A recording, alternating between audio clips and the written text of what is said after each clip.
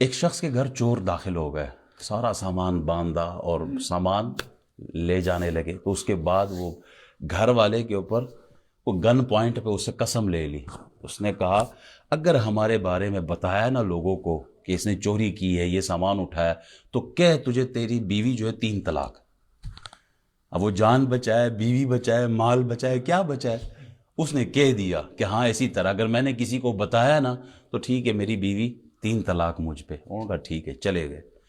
اب صبح جب باہر اٹھے دیکھا اپنے گھر کا سامان اپنی آنکھوں کے سامنے بک رہا ہے، چور سامنے نظر آ رہے ہیں، لیکن کیا کسی کو کہیں کہ یہ چور ہے؟ جو ہی کہے گا کہ یہ چور ہے، بیوی نکاح سے فارغ. بڑا پریشان بیٹھا ہوا، یا اللہ ہوں کیا.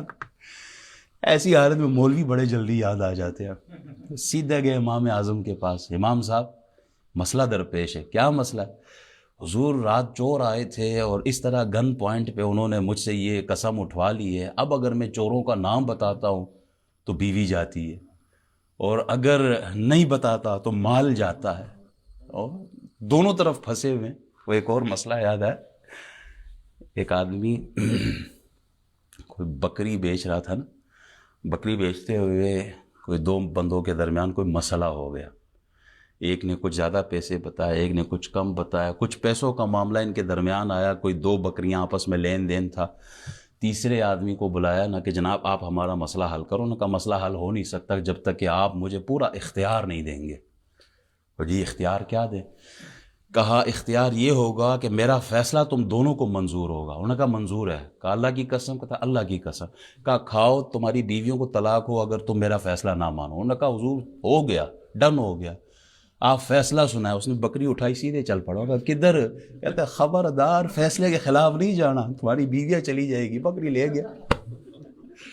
اب یہی حال یہاں، اختیار امام صاحب کو مل گیا. امام صاحب جو بھی آپ کہیں گے وہی ہوگا. امام صاحب نے کہا چلو ٹھیک ہے، اپنے محلے کے امام صاحب کو بلاؤ، اپنے محلے کے لوگوں کو بلاؤ. سب کو بلایا بٹھایا. امام صاحب نے کہا دیکھو آپ نے اپنے محلے کے چوروں کو پکڑنا ہے. آج اس کے گھر چوری ہے تو کل پرسوں اس کے گھر، ترسوں اس کے گھر. تو اپنے محلے کو چوروں سے صاف کرو. جب تک کنویں سے کتا نہیں نکلے گا کنواں پاک، تو پہلے اس کا انتظام کرو. اب چور کیسے پکڑا جائے؟ تو کہا جناب سارے متفق کو چور پکڑے؟ کہتے بالکل چور پکڑنا ہے. کہا پھر ایسے کرو پورے محلے کے لوگوں کو ایک جگہ جمع کر دو. سارے محلے کے لوگ جمع ہو جائیں گے، ایک ایک کر کے اس بندے کے سامنے سے گزریں گے. اس سے پوچھا جائے گا کیا یہ چور ہے؟ اگر وہ چور نہیں ہوگا تو سر ہلا دے گا کہ نہیں یہ چور نہیں ہے، وہ گزر جائے گا. جو چور ہوگا اس پہ یہ کچھ بھی نہ کہے، کیونکہ اس نے تو نہیں بتانا نا کہ یہ چور ہے. اپنی زبان سے خاموش رہے، یہ چپ ہو جائے گا، فیصلہ بھی اس کے حق میں ہو جائے گا. پورے محلے میں ایک ایک کر کے سب گزارے گئے. جب چور آئے تو یہ چپ کر کے بیٹھ گئے، اب پھڑ لو آئی ہے. تو جناب چور بھی پکڑا گیا، مال بھی برآمد ہو گیا، بیوی بھی بچ گئی. تو یہ کمال کس کا ہے؟ علم کا.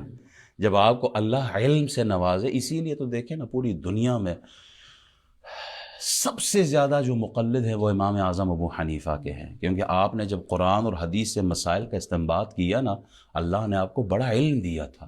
اب ایک آدمی نے قسم اٹھا لی تھی کہ میں رمضان کے مہینے میں اپنی بیوی کے ساتھ غسل فرض کروں گا.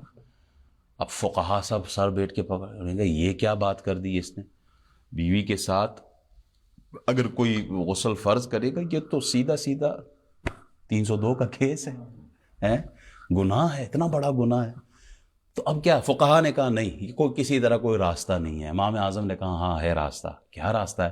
کہا یہ اپنی بیوی کو لے کے سفر پہ نکل جائے. سفر پہ روزہ ہوتا نہیں ہے، دن کے وقت غسل کر لے.